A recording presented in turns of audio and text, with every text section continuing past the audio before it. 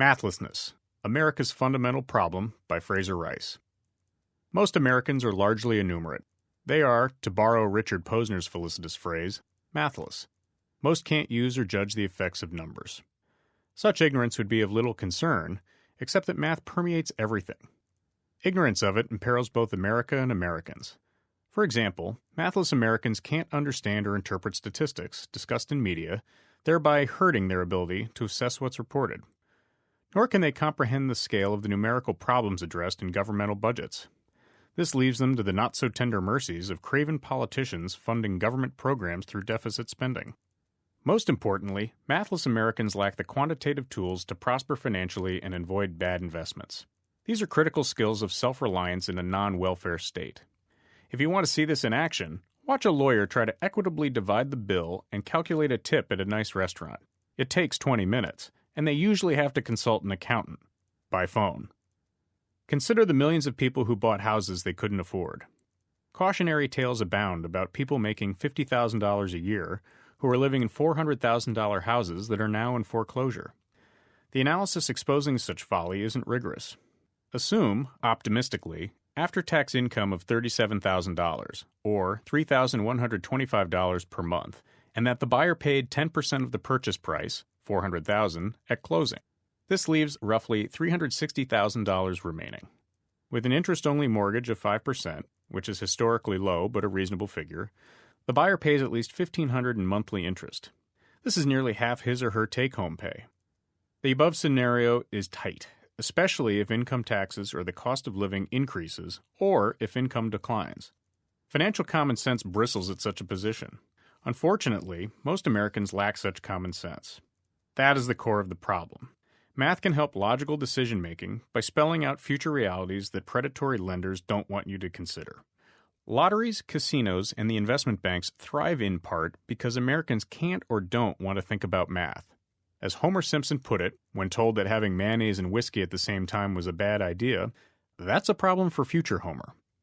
Obviously, one can't prepare for every eventuality, but more mathematical common sense could have prevented people from committing what amounted to financial suicide. The ability to see the immediate snapshot of a mathematical situation isn't the glaring problem for America. Intuition and advice of others tend to get most past square one. The real issue is getting people to conceptualize the numbers governing their lives and anticipate the future consequences of their financial decisions. For that task, they are ill-equipped. Mathless Americans are also increasingly outstripped by foreign competitors. There are 98.8 color televisions for every 100 U.S. households. Television is the most important thing in America. There used to be over 70 U.S. TV manufacturers. However, in 1995, Zenith sold to LG. That brought the number of U.S. TV manufacturers to 0. Only a tiny startup, Olivia, assembles Asian TV parts in this country. In the business world, being deficient in math is going to be like running a race with no legs. According to Time Warner Cable's Connect a Million Minds program, 80% of jobs created in the next decade will require math and science skills. Furthermore, the American education system isn't up to the task. According to the Program for International Student Assessment, the United States ranks 35th in terms of the mean score for mathematics. Ours is not the path back to economic competitiveness, let alone dominance. Mathematical considerations increasingly dictate the world economy. Meanwhile, the United States government spent billions to bail out an auto industry that didn't understand two simple mathematical realities. Their costs were too high, and they didn't sell enough cars. The uptick in unemployment is the latest symptom of the American difficulty in competing in business without the required numerical skills. Domestically, mathlessness perpetuates caustic social and income inequalities. The small fraction of people who understand math and can use it as a tool do it exceedingly well. The ones who can't cope with numbers are left behind, far behind. Such disequilibrium fosters the creation of an elite overclass the mathless will never be able to join, except perhaps by winning the lottery. Adult American mathlessness is a problem politicians won't address. Doing so obliquely implies that potential voters are stupid.